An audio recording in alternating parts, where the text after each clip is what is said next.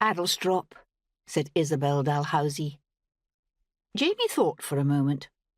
They were sitting in their kitchen on one of those indecisive days that was summer, but not quite yet.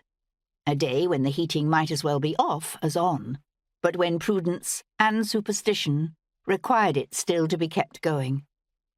If you lived in Scotland and you turned off your heating too early, then the weather gods, stern, Nordic, and unforgiving, could send a body of cold air down from the Arctic and remind you that they, not you, were in control. Jamie, at least, had taken off his sweater, as an act of faith, thought Isabel, while she had kept hers on. One of the newspapers, glimpsed in the local newsagent's shop, had featured the headline, "Weathermen say summer will be scorching." But Isabel remembered that this particular newspaper said much the same thing every year, out of concern for its readers, she decided, who otherwise were deprived of good news and who were desperate for any meteorological crumb of comfort. "Yes, I remember it," said Jamie, looking at her from over the table, "although I've never been there, of course. It all depends on what one means by remember."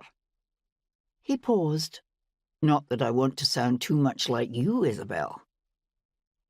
She smiled. The illusion had not been lost on her.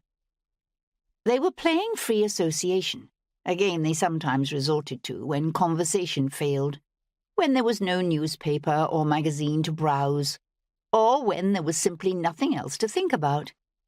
Each would come up with the name of a person or a place, and then the other would describe the thoughts that the word triggered. They had not invented it, of course. Isabel was careful to credit Freud for that, even if there were plenty of other practitioners, including Proust, who, she felt, only had to glance at something before he would be off into several pages of triggered memories.